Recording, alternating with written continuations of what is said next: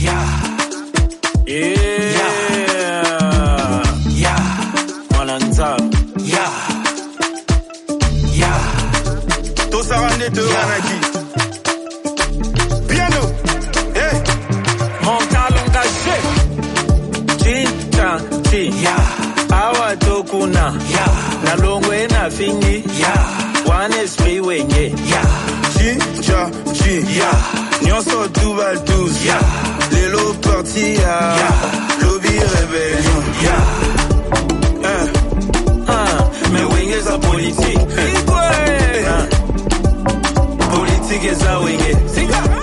On a passion pour la move, hein. Wenge za politique. Roi soleil. Yeah. Politique eza pas comme Kokolo. À partir ya son toko touché yo. Neti yo sokale la kaba poste. Kumisa kunzi ata sali rien. À la moindre escarmouche. Lil pongi la muka kunzi ye. Tango bako peso poste tango. Izama nango neti kakol. Lobi pe sokolongwe. Kobosa na badouste fingano. Système ya Sankara. Mbanga danger adoza na rien. Yo finga kaka. Chi. Yeah. Awa tokuna. Yeah. Na longwe na fingi. Yeah. One esprit wenye. Yeah. Chi. Yeah. Nyonso duval 12. Yeah. Lelo parti. Yeah. Lobby rébellion. Yeah.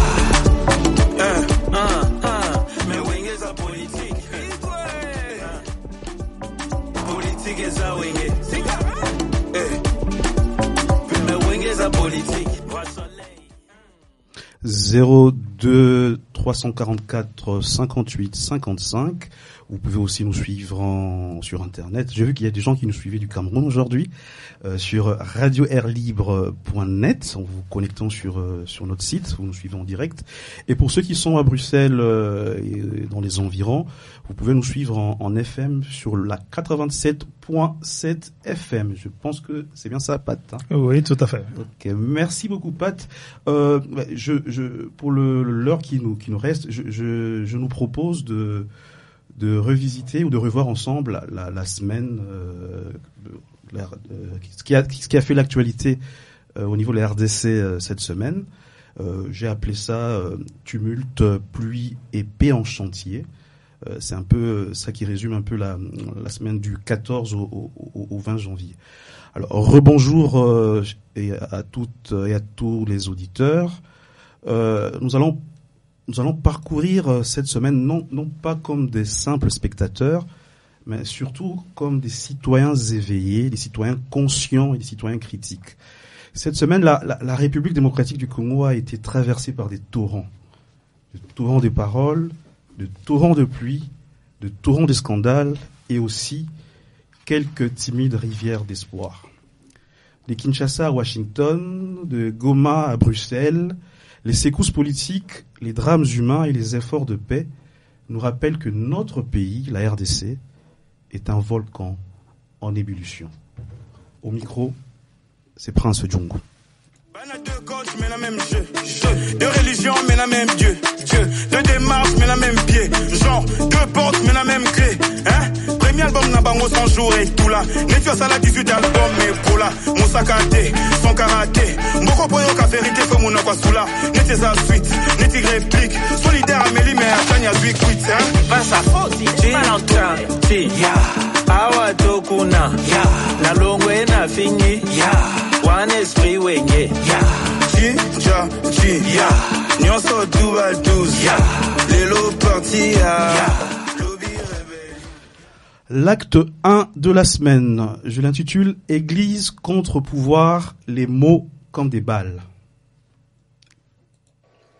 L'idée, en fait, de leur dialogue pour la paix, c'est en fait une nouvelle ruse qui veut mettre le président de la République dans ce dialogue pour immédiatement, à travers ce dialogue, préparer la sortie du président.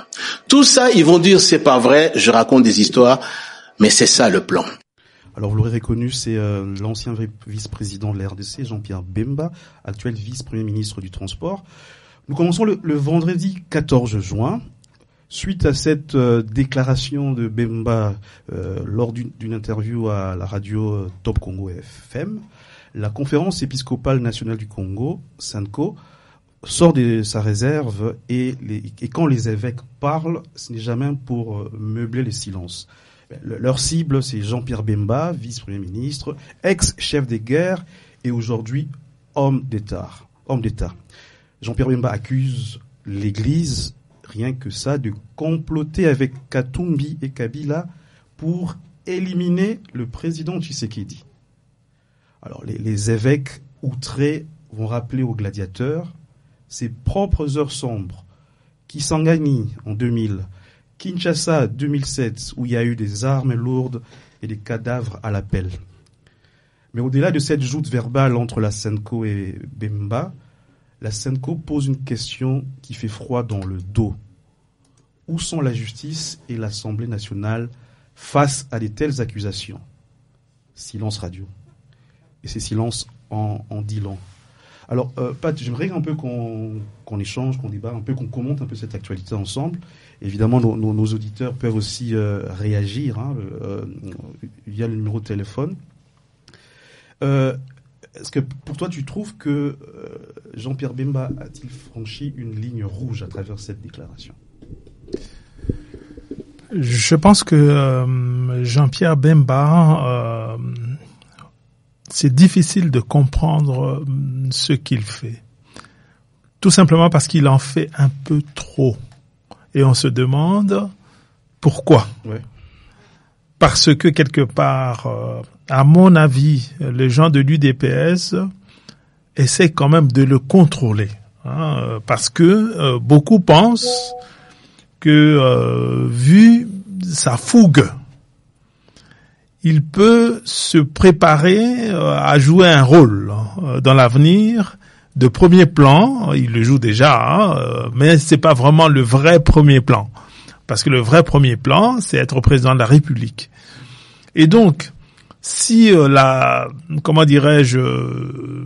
Constitution est respectée, normalement, Tshisekedi ne peut plus se représenter. Alors, il se positionne, Bemba, mais l'UDPS, le parti du président, ne peut pas le tolérer, même si le président ne se présente pas. Mais c'est très difficile de le savoir à l'avance, parce que l'idée quand même, au sein de son parti, c'est de trouver les voies et moyens pour qu'il se maintienne, pour que Tshisekedi se maintienne d'une manière ou d'une autre, soit en transformant la Constitution, soit, en essayant de trouver de sorte qu'il y ait, entre guillemets, un glissement. C'est-à-dire que les élections ne se passent pas, d'ici un peu plus de 2 ans. On peut le dire comme ça. Donc, quelque part, c'est très difficile pour les gens de l'UDPS de voir Bemba grossir. Mais bon, Bemba qui est déjà gros et qui essaye de grossir, il en fait un peu trop vis-à-vis de la SENCO, qui est quand même une organisation qui a toujours joué un rôle, ne serait-ce que présenté comme pacifique, pour essayer de trouver des voies et moyens pour qu'il y ait une solution, entre guillemets, politique aux crises congolaises. Ça a toujours été très compliqué. Depuis Mobutu, l'Église catholique s'est toujours mis debout comme, on va dire, comme une opposition, mais qui ne cherchait pas à prendre le pouvoir. Mais comme une opposition qui essaye, autant que faire se peut, d'empêcher le pouvoir d'en faire trop. Et donc, les partis politiques de l'opposition qui, eux, vont reprendre ce pouvoir-là, ont toujours joué juste derrière l'Église catholique. Et donc, là, quelque part, ici, on se dit, mais comment ce monsieur attaque la SENCO de front comme ça, c'est très très difficile de l'entendre. C'est vrai que la SENCO apparaît comme de coutume, comme une organisation qui quelque part est un contre-pouvoir. Elle ne fait que faire ce qu'elle a toujours fait. Elle l'a toujours fait. Même à l'époque du président Kabila, c'était toujours les mêmes. Absolument. Et là, les gens de l'UDPS ne l'entendent pas de cette oreille depuis toujours. la Synco apparaît comme l'organisation à abattre par l'UDPS, le parti au pouvoir, mais ici aussi on voit par Jean-Pierre Bemba qui ne fait pas partie de l'UDPS mais qui joue la partition du pouvoir, mais un peu trop. C'est à se demander mais pourquoi il le fait? Pourquoi peut-il faire de telles déclarations vis-à-vis de la Synco sans aucune retenue? Là, évidemment, les membres du parti au pouvoir, ils sont plutôt d'accord avec lui, mais au niveau de la population qui est un peu réservée quelque part, on se dit mais qu'est-ce qui est en train de se passer? Qu'est-ce qu'il joue? Mais il y a beaucoup à parier que cela lui explosera dans les mains. Donc Bemba est en train de se positionner déjà comme un potentiel dauphin, il en fait un peu trop. Et à travers les réseaux sociaux, on voit beaucoup des gens en rire parce que je lis parfois les interventions, les réactions. On dit que le Bemba qui est sorti de la haie, ce n'est pas le vrai Bemba en fait, parce qu'on ne le reconnaît pas. Il a plus une attitude de militant trop actif de l'UDPS, chose que fait souvent un Kabouya ou d'autres. Pour quelqu'un qui a été vice-président d'un pays, on s'attendait un peu plus de hauteur dans sa prise de position. Et voilà, c'est plus un militant qu'un homme d'État. C'est l'un des reproches qu'on lui a fait après sa sortie médiatique. Et l'autre question qui peut être aussi soulignée, c'est qu'il a quand même fait des accusations graves. Il a peut-être pas amené des preuves de ces accusations, mais c'est quand même des choses assez graves. Mais la justice, elle est silencieuse. Pas de réaction. La justice, on peut le dire, elle est au pas. La justice est totalement contrôlée par le pouvoir parce que le président de la République a nommé la plupart des gens qui sont à la tête de différents tribunaux, de différents, des différentes cours qui sont là. La plupart ont été, on va dire, proposés par les structures qui sont censées proposer, mais on sait très très bien que c'est le président de la République qui a joué finement pour placer ces hommes, les hommes proches de son parti politique, à la tête de ces différentes institutions-là. Et donc, c'est vraiment terrible de constater qu'il y a des faits flagrants qui sont là et on attend que la justice agisse, mais la justice n'agit pas. Mais il n'y a pas que la justice. Il y a aussi, par exemple, les deux chambres, c'est-à-dire l'Assemblée nationale et le Sénat, qui vraiment ne font rien. Ils attendent pour beaucoup de choses que le président de la République se prononce.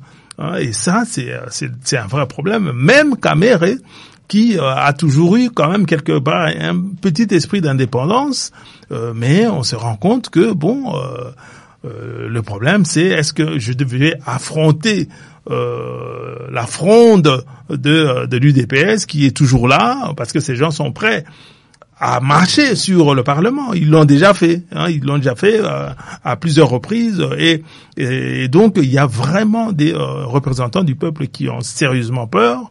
Pour ceux qui veulent être indépendants, sinon pour tous les autres, non, ils veulent plutôt marcher et assurer soit leur place, soit leur, qu'ils ne soient pas mis de côté, parce qu'il y a toujours la justice qui est là, qui est instrumentalisée dès que tu fais quelque chose qui ne plaît pas au pouvoir. Et là, c'est le problème. Effectivement, pour la justice, c'est dramatique. Parce que beaucoup de choses se font, beaucoup de choses se volent, parce que notre pays aujourd'hui, on n'a jamais vu un pays dépossédé de ce qu'il a, comme cela est en train de se faire sous les yeux de tout le monde. Hier on volait, mais on volait en se cachant. Aujourd'hui on vole et tout le monde le sait, tout le monde a vu, tout le monde a compris. Et la justice n'a rien fait. C'est comme si on est plutôt dans une compétition. C'est celui qui volera. À qui volera le plus. Tout à fait. Voilà. Mais wing is a politique. Politique est ça, wenge. Puis wenge est ça politique. Voix soleil. Politique est ça, wenge. Politique est ça, wenge. Piano, Bana deux coachs, mais la même jeu. Deux religions, mais la même Dieu. Deux démarches, mais la même pied. Genre, deux portes, mais la même clé. Premier album n'a pas 100 jours et tout là. Nettoie ça la 18 albums, mais pour là. Mon sakate, son karaté. Mboko poyo ka vérité, faut mon akwa sous là. Nettoie sa suite, nettoie réplique. Solidaire Amélie, mais à Tania Zui quitte, Pas sa faute, si tu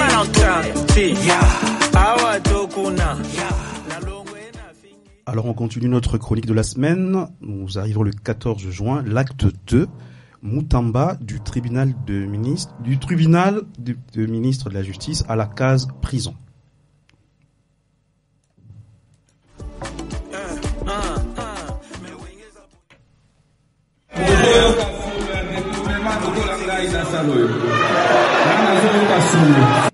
Est-ce que Bozoyo Kassoum a détournement de Kolangaï Nassaloyo?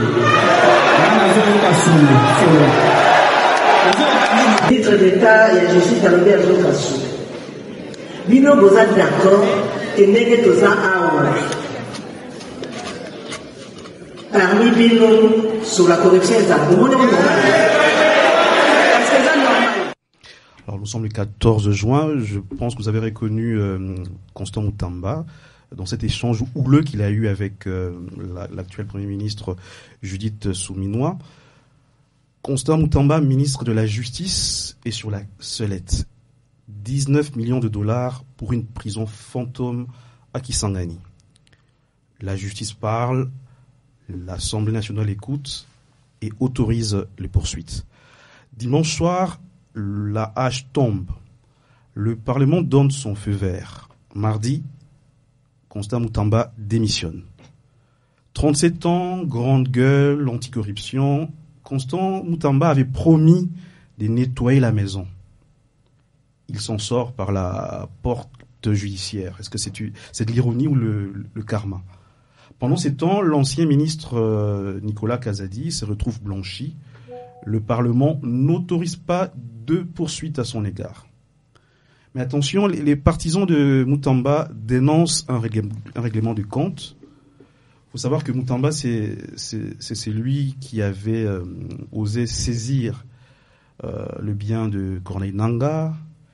C'est lui qui veut saisir les biens, qui a voulu saisir aussi les biens de Joseph Kabila et qui a eu à ouvrir des hostilités contre le président Kagame. Est-ce que c'est une coïncidence? À chacun son analyse.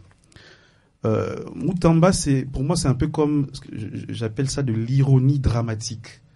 C'est-à-dire un ministre de la Justice qui est rattrapé par ce qu'il dénonçait, la corruption. Pat, est-ce que tu trouves que Constant Moutamba n'a pas été un jeune homme politique un peu trop ambitieux? C'est un monsieur que je ne connais pas très très bien, mais si j'ai bon souvenir, lors des élections législatives, au début, son nom n'était pas sorti. Il a haussé le ton et il a dit, écoutez, si on ne corrige pas ça, alors je vais tout balancer. Puis on a vu qu'il a été récupéré, puis désigné ministre de la Justice, ainsi de suite. Donc, quelque part, je pense que c'est un monsieur qui a toujours été comme ça. C'est-à-dire quelqu'un qui parle, qui essaye de faire peur, qui quelque part dit des choses pour le plaisir des oreilles de ses militants, et on peut dire qu'il a réussi en tout cas à mettre derrière lui tous les badauds, on va dire ça comme ça, les badauds politiques qui veulent écouter des menaces, qui veulent écouter comment dirais-je, on va arracher ceci à Kabila, évidemment, comment dirais-je, à Nanga, on va pas pleurnicher derrière Nanga ou derrière le fait qu'on ait pris ses affaires. Mais le vrai problème avec comment dirais-je, avec l'ex-ministre de la Justice, c'est le fait que c'est incroyable, il ne respecte pas les procédures. Et c'est pas normal. C'est pas normal pour un ministre de la Justice. Chaque fois qu'on l'interroge, chaque fois qu'il y a des journalistes qui lui posent des questions, et dès que ça devient un tout petit peu plus corsé, il rappelle, attention, n'oubliez pas que vous êtes en train de poser des questions au ministre de la Justice. Attendez. C'est pas parce que vous êtes ministre de la Justice qu'on ne va pas vous poser des questions solides.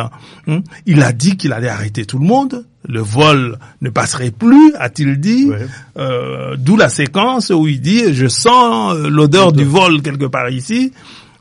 Donc cette théâtralisation, ça ne pouvait plaire.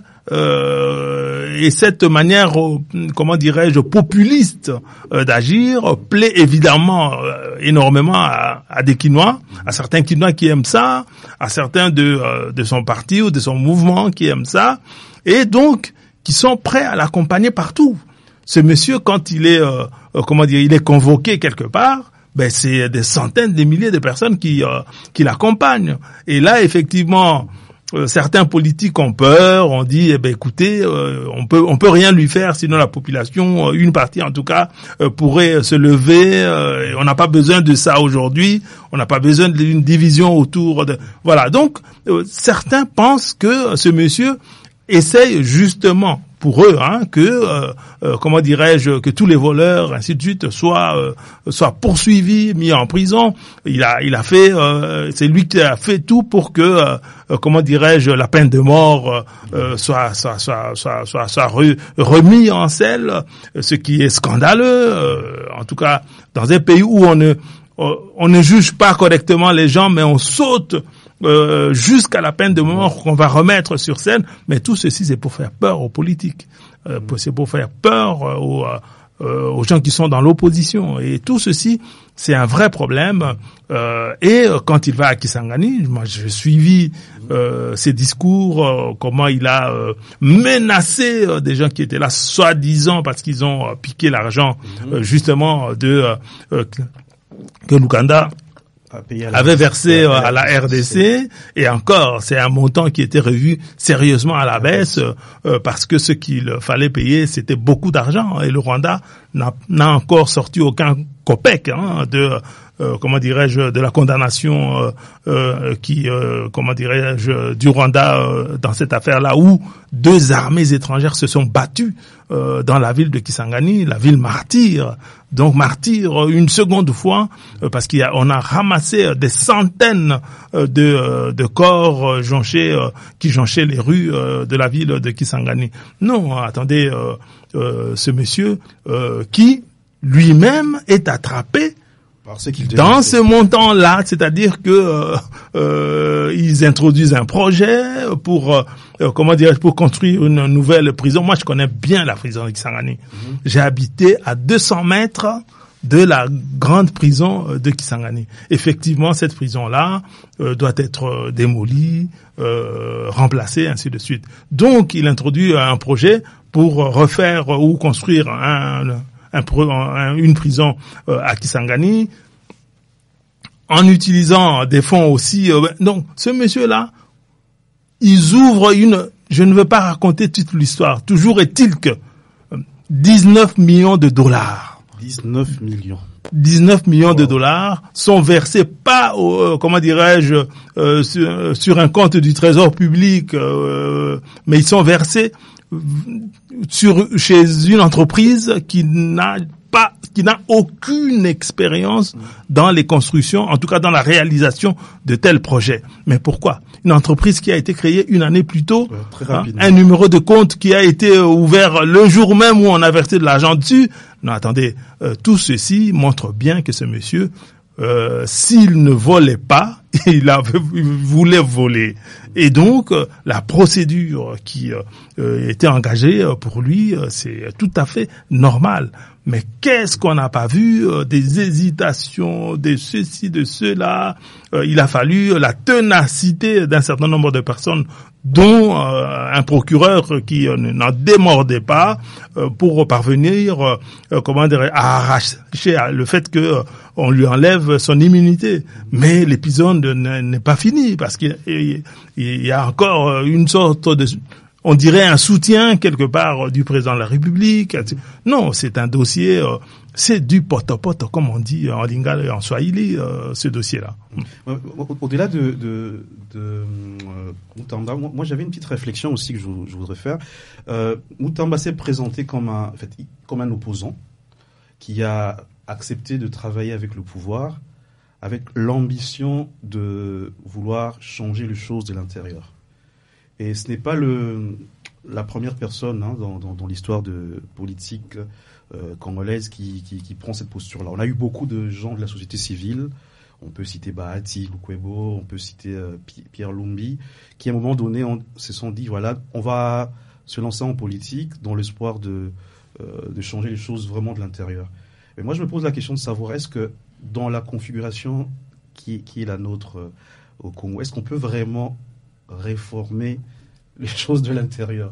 Parce que voilà, on a toujours ces personnes-là, quand ils sont en dehors de la mangeoire, qui critiquent, mais une fois qu'ils entrent, ils sont rattrapés par les mêmes demandes.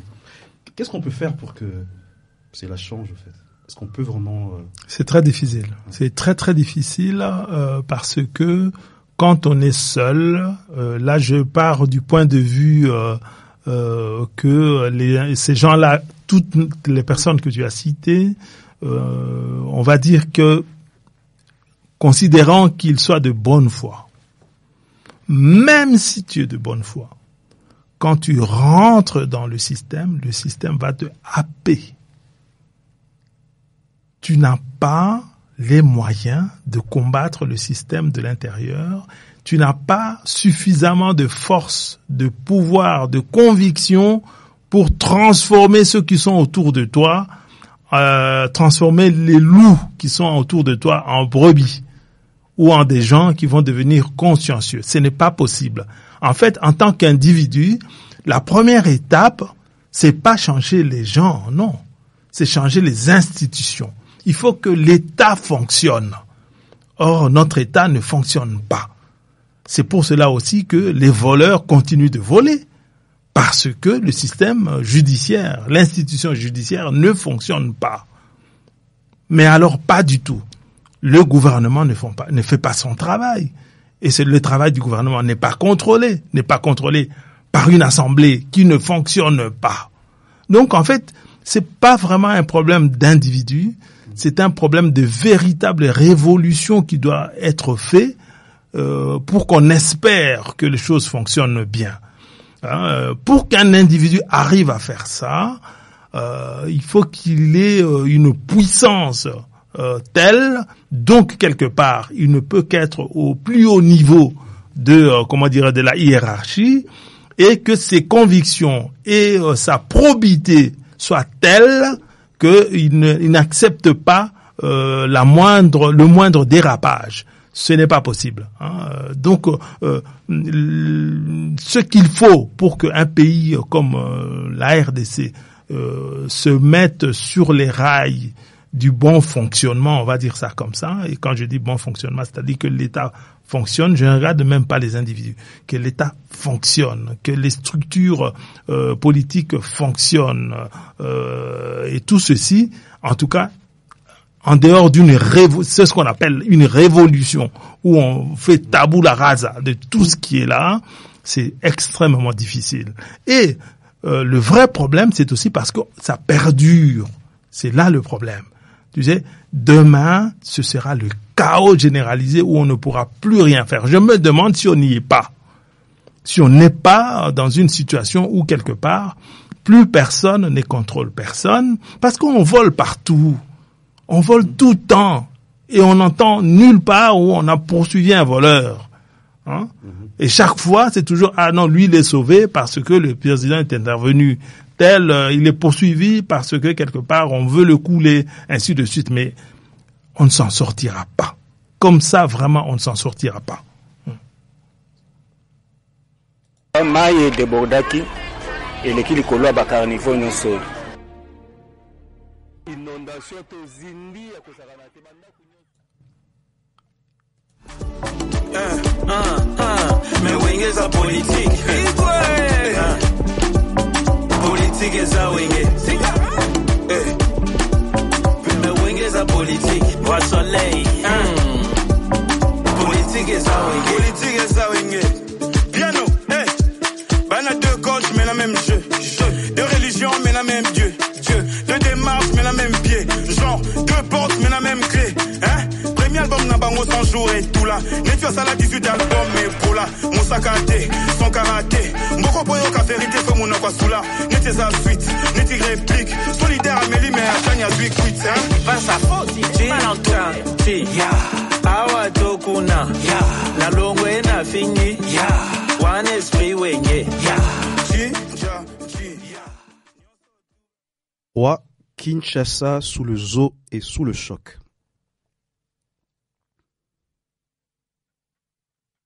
Maye de Bordaki et l'équipe Kolo Bakar niveau nyonso.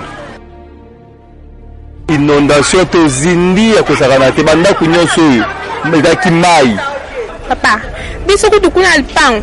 Maye koti biloko epanza ni somo. Samedi 15 juin 2025, la pluie tombe comme si le ciel voulait lui aussi régler ses comptes. 18 morts au quartier Mousséi. Murs effondrés, boue, noir total. Kinshasa pleure ses morts et subit encore une fois l'anarchie urbaine. Mais pendant que les bulldozers cherchent les corps, la Banque mondiale débloque 200 millions de dollars pour tenter d'assainir la capitale. Est-ce une goutte d'eau dans l'océan ou un vrai tournant? On verra. Le climat, lui, ne nous attend pas. Pendant que les palais s'écharpent, le peuple, lui, meurt. Les murs s'effondrent, les rues deviennent des rivières, et la ville capitale d'un pays de plus de 100 millions d'habitants devient impraticable dès qu'il pleut 3 heures. Qui va rendre le compte pour les morts? Qui empêchera les morts de demain? Quand on construit sans plan, on enterre des vivants. Et Kinshasa, ville anarchique, en est un exemple éclatant. Pat, les catastrophes naturelles sont souvent révélateurs d'injustice sociale et d'irresponsabilité politique. À qui la faute, au fait? Est-ce que c'est la faute à la nature, au gouvernement, ou à la corruption dans l'urbanisme? Mais je pense que dans le monde entier, on voit des catastrophes de ce type. C'est-à-dire que l'environnement et la nature se met en colère. Il y a des pluies de plus en plus violentes. Les catastrophes se font dans un cycle beaucoup plus rapide que dans les années passées. Voilà. Mais ça existe, ça survient partout. Sauf que ailleurs, ça se corrige. C'est-à-dire que s'il y a des débordements, il y en a eu en Espagne il y a pas si longtemps, il y en a eu en Belgique, il y en a eu en France. On est très fort en comparaison. Oui, on est très fort en comparaison quand ça concerne l'argent. C'est-à-dire le député français gagne autant, ben nous aussi on doit gagner autant. Le ministre belge gagne autant, nous on doit gagner autant. Mais en fait, au Congo, on gagne, les ministres et les députés gagnent beaucoup plus que les ministres belges.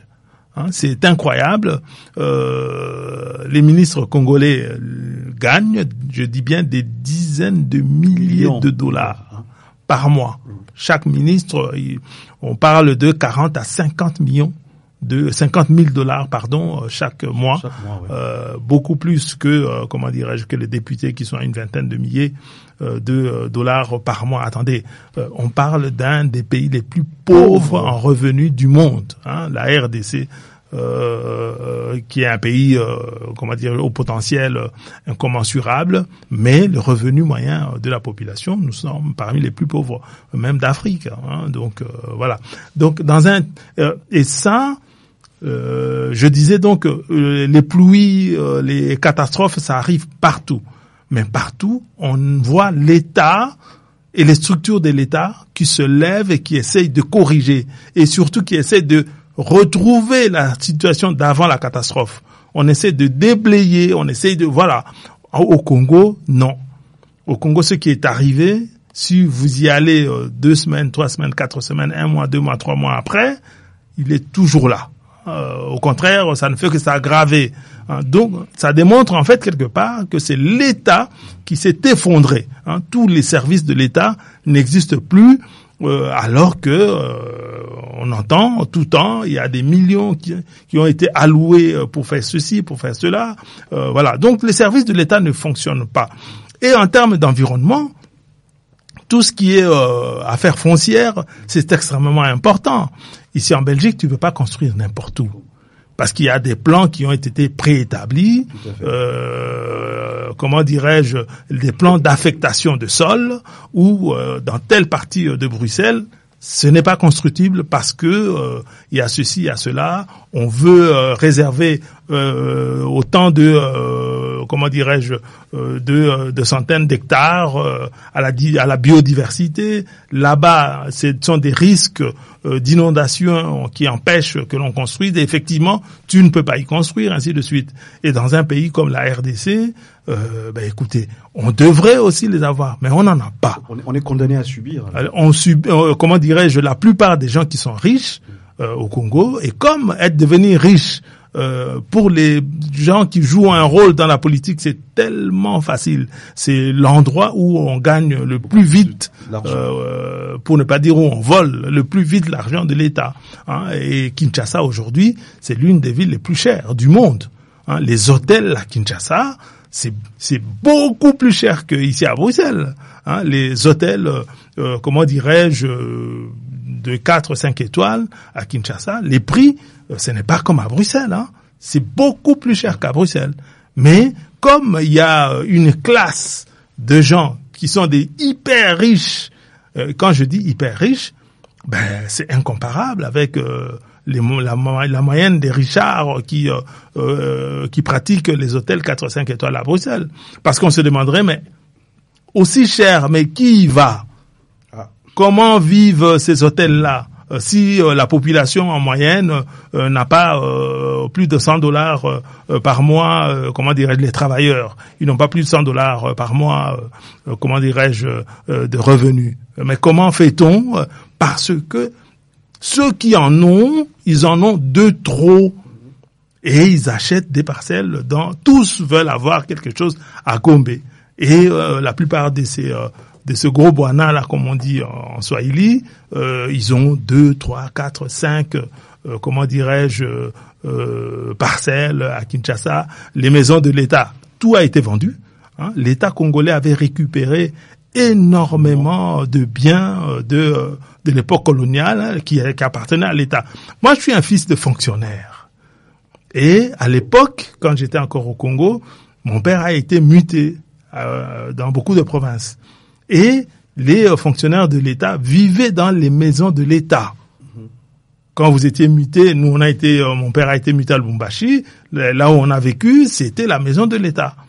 Et après l'année qu'on a passée là-bas, on est parti, la maison est restée là et un autre fonctionnaire est arrivé, l'a occupé. On a été à Bukavu, on a vécu dans une maison de l'État. Quand on est parti, cette maison-là, il y a quelqu'un d'autre qui l'a récupéré et qui a vécu dessus. C'était des biens de l'État et il y en avait comme ça dans toutes les grandes villes de comment dirais-je de la RDC. Les maisons de l'État étaient là à la disposition des fonctionnaires de l'État qui pouvaient y résider et partir, laisser aux autres qui allaient venir. D'où la politique justement des mutations où il y avait un brassage terrible de la population congolaise. C'était nécessaire que ces fonctionnaires-là circulent de région à région. Ça a donné une connaissance du pays à une certaine élite congolaise qui a été partout avec leurs familles, avec leurs enfants, et ainsi de suite. Et ça nous a donné une conscience nationale. C'est important. Le problème, c'est que toutes ces maisons-là ont été vendues par des ministres. Et moi, je parle même pas du Congo seulement, hein, ici en Belgique. Ici en Belgique, le Congo avait énormément de biens d'immobilier. Tout ceci, les ministres des Affaires étrangères, ainsi de suite, ils ont vendu les biens du Congo. D'autres ont été, la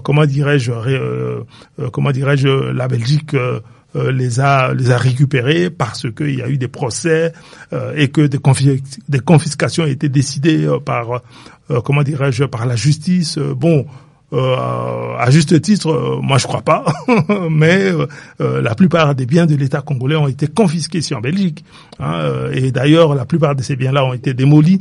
On a construit à la place d'autres, donc ça devient extrêmement compliqué de pouvoir les revendiquer aujourd'hui.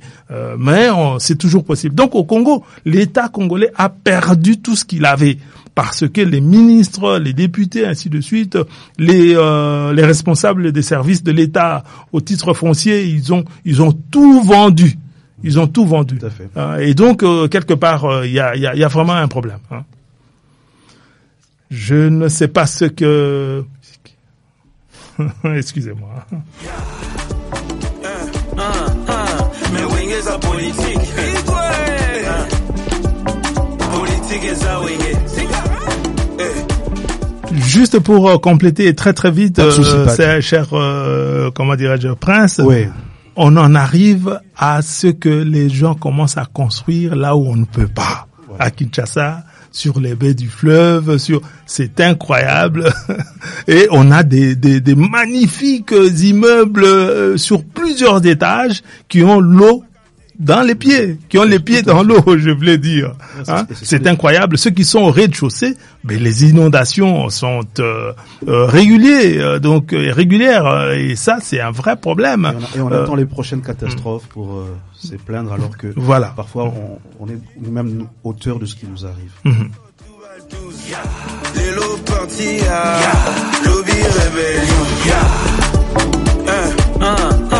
Mais Wenge sa politique. Politique est ça, Wenge. Mais Wenge sa politique. Roi soleil.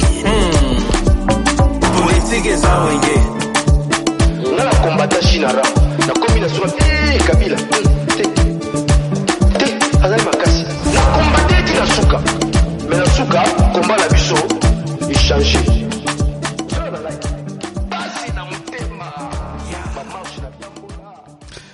Alors nous arrivons à l'acte 4, le 15 juin 2025, au Washington, la paix se dessine sur papier. Alors pendant que Kinshasa compte ses morts sous la pluie, pendant qu'à Bukavu, la FCM 23 installe les nouvelles autorités provinciales et qu'à Goma, on n'entend plus parler de Joseph Kabila, et que dans cette même ville, la crise économique s'intensifie, très loin, à Washington, Congolais et Rwandais se parlent. Vraiment, ils se parlent. Ils se parlent face à face, pas par communiqué interposé, pas sur WhatsApp.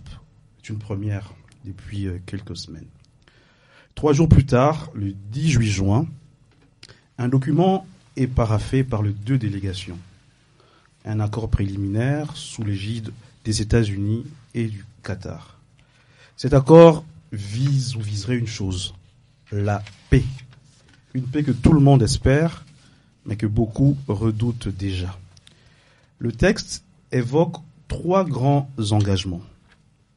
Le désengagement, le désarmement et une intégration conditionnelle des groupes armés non étatiques. Ensuite, le retour des réfugiés et enfin, la mise en place d'un mécanisme de coordination sécuritaire.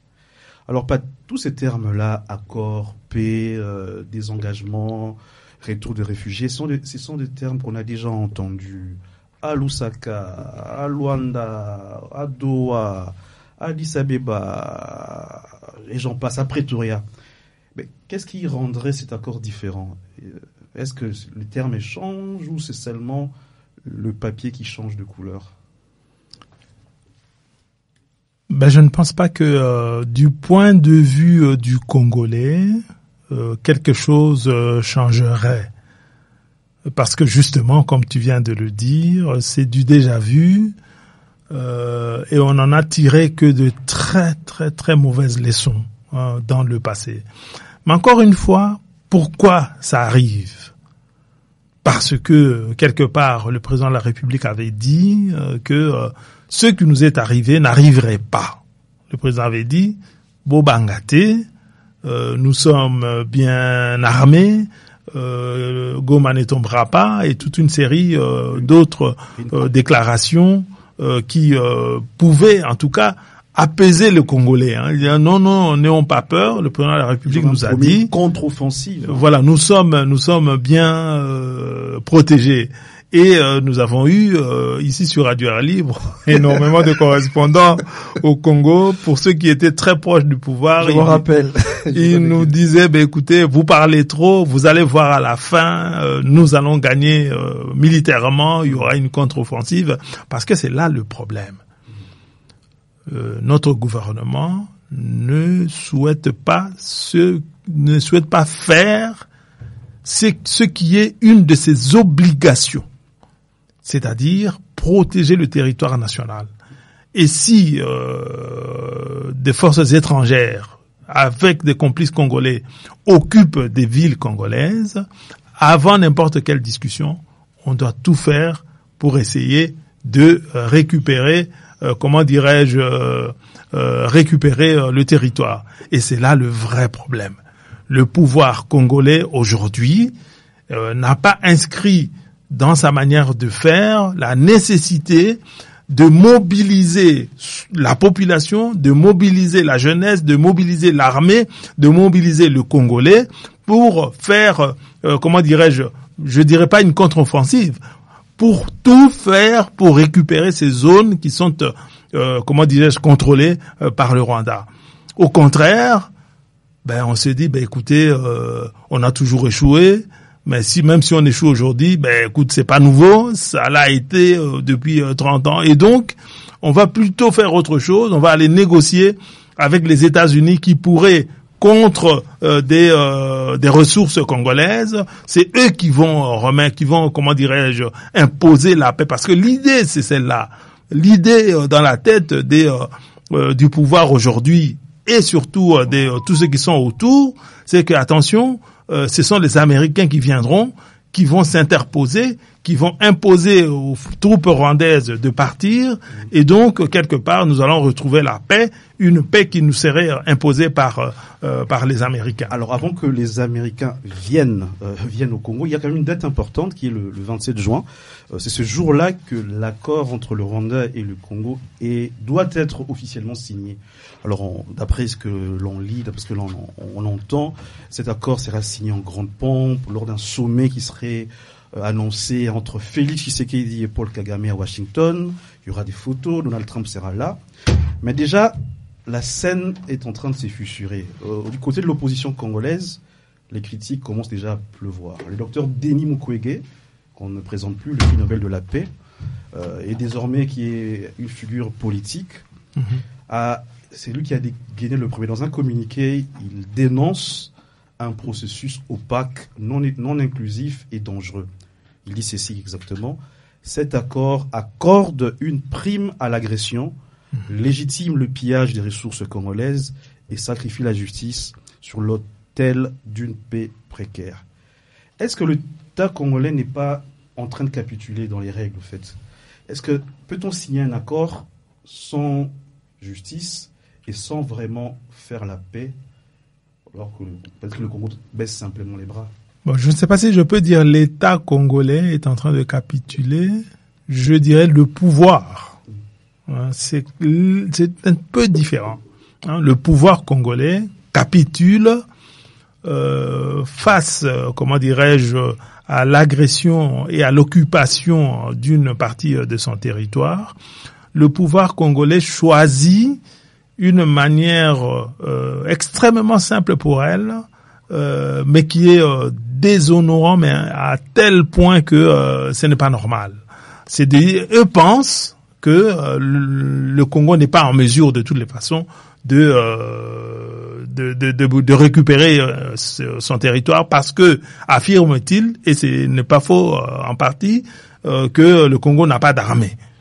Oui, mais d'accord, mais hier, vous avez dit que nous étions si forts, si forts que s'ils osent seulement,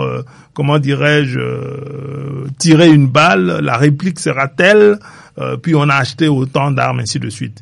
Donc, moi, je pense que le vrai problème, il est là. Le pouvoir essaye de garder sa place à faible prix, si je peux le dire ainsi.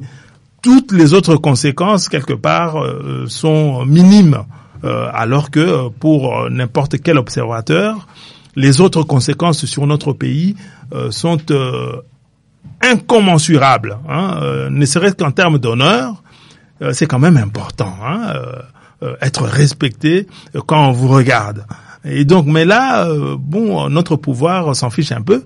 Le problème, c'est qu'ils veulent piloter le Congo demain, quelles que soient les conséquences. L'essentiel, ce serait que il n'est plus la guerre, mais il n'est plus la guerre qui soit avec l'imposition des États-Unis qui vont venir là pour s'interposer, avec les restants des clauses du prochain accord. C'est terrible, on parle de collaboration économique, de ceci et de cela, avec un pays avec lequel vous devriez être en guerre.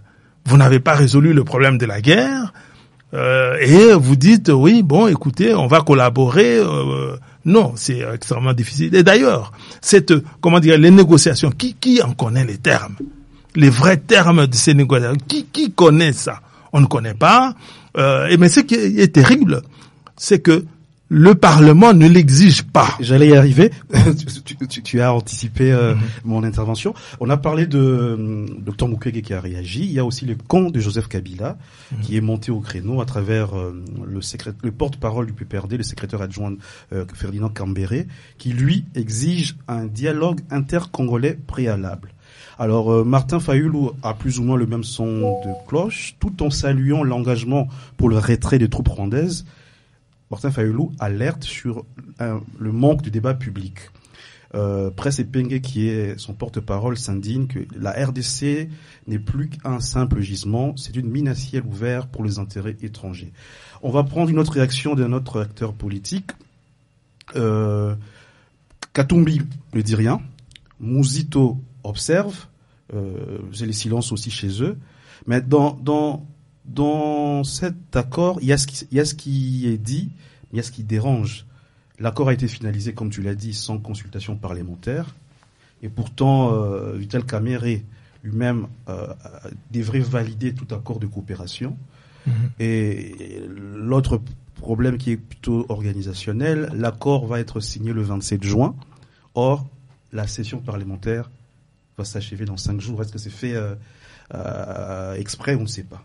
Alors, un accord qui est signé sans débat parlementaire peut-il être légitime? C'est ça ma question.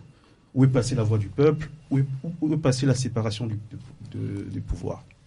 En tout cas, sur les, je crois que Poulos, qui est dans nos studios, pourra aussi intervenir.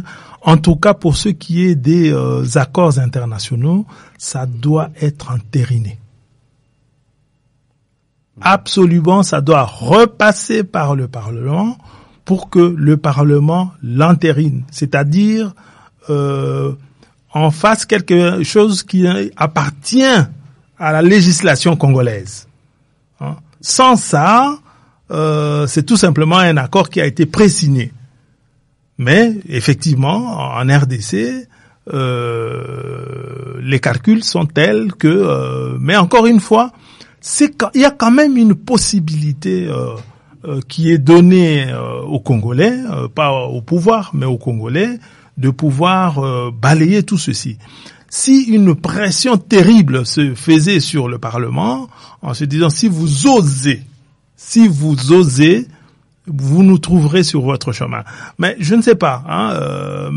Et puis ne serait-ce que un certain accord des partis d'opposition, parce que quelque part, le problème du Congo, c'est qu'on ne peut pas avoir confiance aux partis d'opposition. On ne peut pas. Ils sont tellement eux-mêmes embourbés dans des affaires. Ils ne regardent eux aussi que leur positionnement, ainsi de suite, qu'il est très très difficile. Sauf que beaucoup qui observent ça disent la seule solution, c'est que le peuple se prenne en charge. Oui, mais le peuple ne se prend pas en charge comme ça. Il faut qu'on voit qu'il y ait des forces de la société civile qui, quelque part, se sont levées et ont organisé la population pour que une résistance populaire puisse être possible. Il y a un certain nombre d'acteurs qui essayent de le faire, comme Bolodjoa, comme certains autres qui ne sont pas d'accord avec le système politique et avec certains partis politiques et mais ils ne font que crier quelque part cette volonté que c'est la population qui pourrait être, qui pourrait s'opposer à tout ceci. Mais la population, ça va dans tous les sens. Il est très très difficile d'espérer quelque chose parce que ça court. Le temps il court. On n'a pas le temps. Ils sont en train de proposer une signature demain.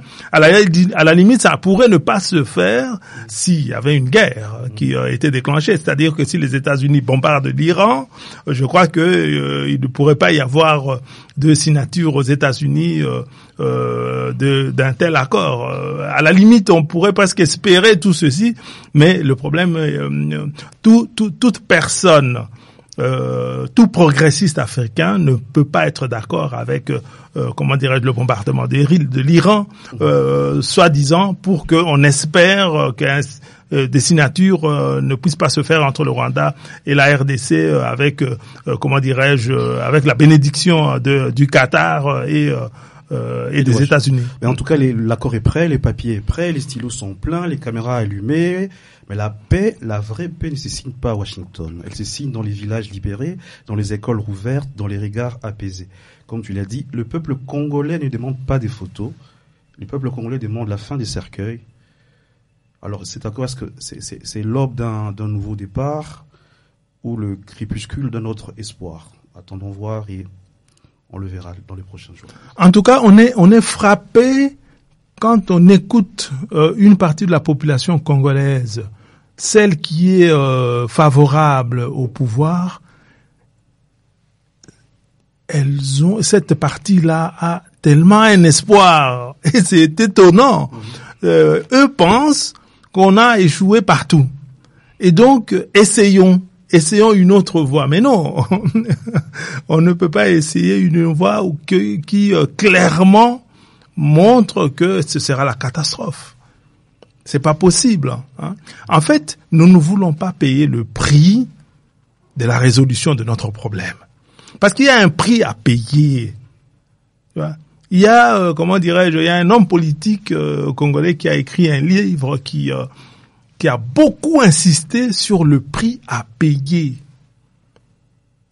Est-ce que nous, les Congolais, nous sommes prêts à payer le prix de la liberté, à payer le prix pour qu'on ne nous attaque plus, à payer le prix pour que le Rwanda n'ose plus envoyer des militaires au Congo, à payer le prix pour que tous ces rebelles bidons qui sont là payent justement le prix de leur trahison. Mais ce prix-là, il faut le payer, parce que ce que propose le pouvoir congolais, c'est échapper à payer ce prix. Mais attention, on va quand même le payer. On va le payer très mal, parce que on ne veut pas de nous-mêmes les sacrifices nécessaires pour arriver à, à nos fins. Mais on se dit non, nous avons des richesses minières. Les États-Unis, venez, prenez et assurez-nous quand même une paix dont nous avons besoin. Et on voit quand même qu'il y a énormément de gens qui sont d'accord pour ce schéma-là. Et ça, c'est le problème.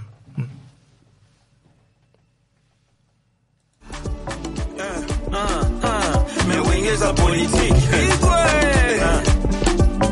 Politique za wenge. Mais wenge za politique. Roi soleil. Politique za wenge. Politique za wenge. Piano, bana deux gauches mais la même jeu. Deux religions mais la même Dieu. Deux démarches mais la même pied. Genre, deux portes mais la même clé. Premier album n'a pas sans jour et tout là. N'est-tu à ça la 18 album mais pour là. Mon sakate, son karaté. Mboko poyo ka vérité comme mon akwa sous là. N'est-tu sa suite, n'est-tu réplique. Solidaire Amélie mais à Chania puis quitte, hein. Pas sa faute, c'est pas l'entente. Awa tokuna, la longue na fini, one esprit wenge, Jinja, Nyonso dual 12, Lelo parti, Lobby rébellion, mais wenge sa politique, politique est sa wenge, mais wenge sa politique, roi soleil, politique est sa wenge. Nga na kombata Shinara, na combinaison Kabila. Azali makasi. Na kombate ti na suka. Mais na suka, komba la biso, il change. Ça na like. Basi na mutema. Ba marche na tambola.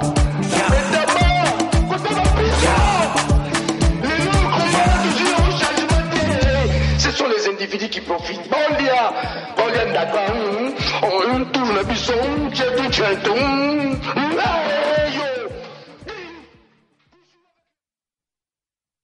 Actualité, nous sommes le dimanche 15 juin. Pomeriggio nella Basilica di San Paolo fuori le mura sarà proclamato Beato Floribert Buonacciui, giovane martire congolese. È stato ucciso a 26 anni perché in quanto cristiano si opponeva all'ingiustizia e difendeva i piccoli e i poveri. La sua testimonianza dia coraggio e speranza ai giovani della Repubblica Democratica del Congo et de toute l'Afrique. Alors, je ne sais pas si vous parlez italien ou si vous avez compris italien, mais en tout cas, une chose est sûre, on a reconnu la voix, c'est la voix du pape Léon XIV.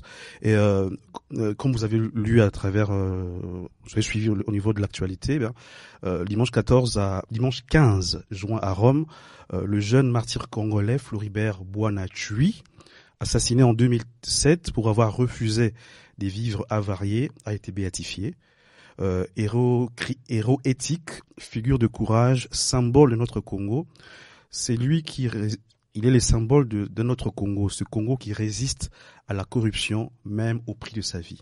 Pendant ce temps à Kinshasa, un autre combat s'engage. Une nouvelle opposition voit le jour, une nouvelle plateforme voit le jour, celle de Jean-Marc Kabonde qui lance la coalition de la gauche congolaise, une plateforme anti-système. Il appelle à la rupture, au dialogue inclusif et à la libération des prisonniers. Est-ce que c'est un nouveau vent ou une illusion? On continue le tour d'actualité. Le 19 juin, on vient ici en Belgique. Le parquet belge veut ouvrir, 64 ans après l'assassinat de Lumumba, un nouveau procès.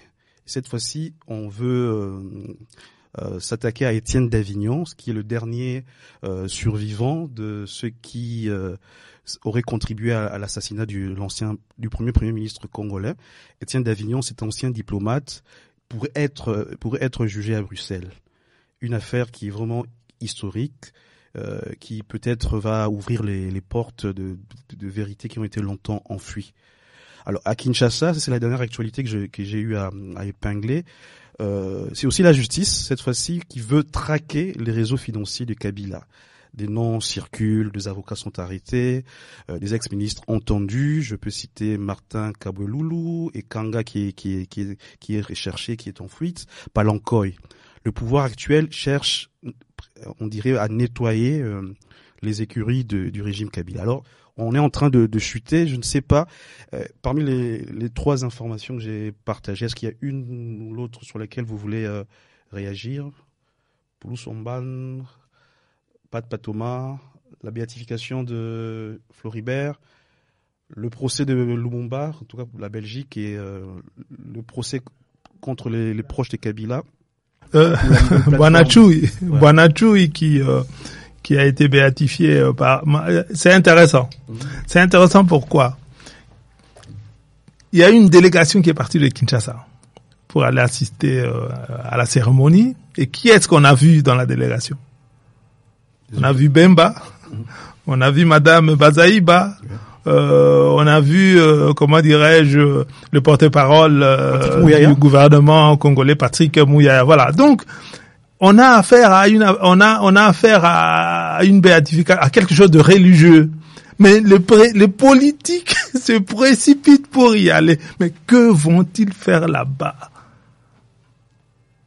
Et il y a, comment dirais-je, une réponse simple, facile. Je m'y engage aussi, mais bon, c'est tout bête. Ces gens-là, quand ils sortent, mais les frais d'émission qu'ils se donnent, parce qu'ils se donnent à eux-mêmes, des frais faramineux, ce n'est que ça. Sinon, rien ne peut expliquer que le vice-premier ministre, ministre des Transports, se déplace, que, comment dirais-je, que Madame Bazaye, numéro 2 de son parti, est membre du gouvernement, se déplace aussi, Patrick Mouya se déplace, et d'autres, je les ai vus, je me disais, mais qu'allez-vous faire là-bas? C'est quelque chose de religieux, ça ne vous concerne pas. Laissez les nonnes qui sont dans les églises, les messeigneurs qui sont là, laissez-les se déplacer et aller, comment dirais-je, commémorer ou plutôt assister à ça. Pourquoi vous y allez? C'est un pays où on marche sur la tête. Pas de réaction? C'est un pays où le procès Lumumba, ça ne vous inspire pas? Pas du tout. Ah ben, comment dirais-je, non, il nous reste 2 petites minutes. Ouais. Non, c'est très important que ça ait lieu, même si aujourd'hui, comment dirais-je, le prévenu a plus de 90 ans. Moi, je pense que quand ça va se tenir, j'irai voir, j'irai écouter si c'est public.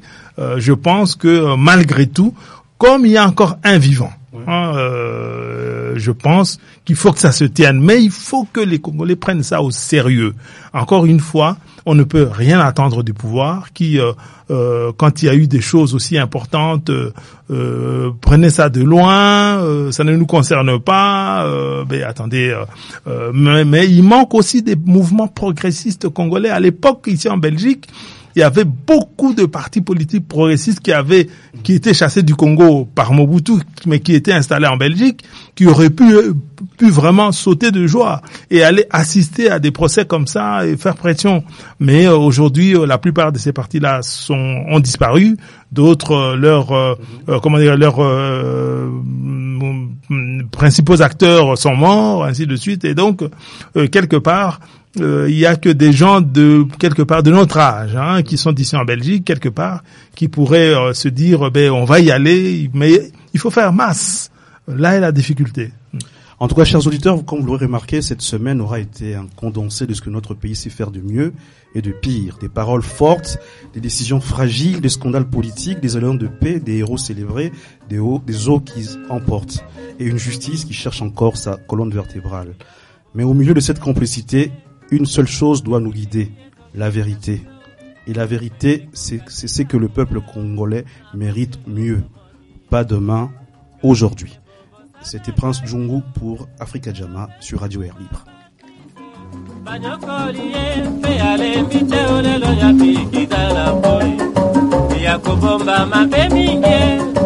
Mbokesili ezongi ya biso bangweseko kakibaninga na pasio yotomoni kasi pe bobosanaka teo elombelu mumba Patrice banyokoli ye pe alembi teo lelo ya pikitala poi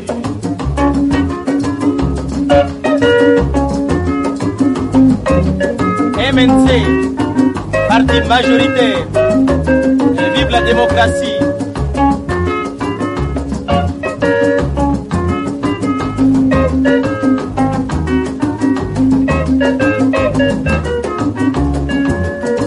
Yakobomba mame mingi, mbokesili ezongi ya biso, bangwesieko kakibaninga, na pasio yotomoni, kasi pe bobosanaka teo, elombelu mumba Patrice, Manyokolie, pe ale pite ololo ya pikitala po.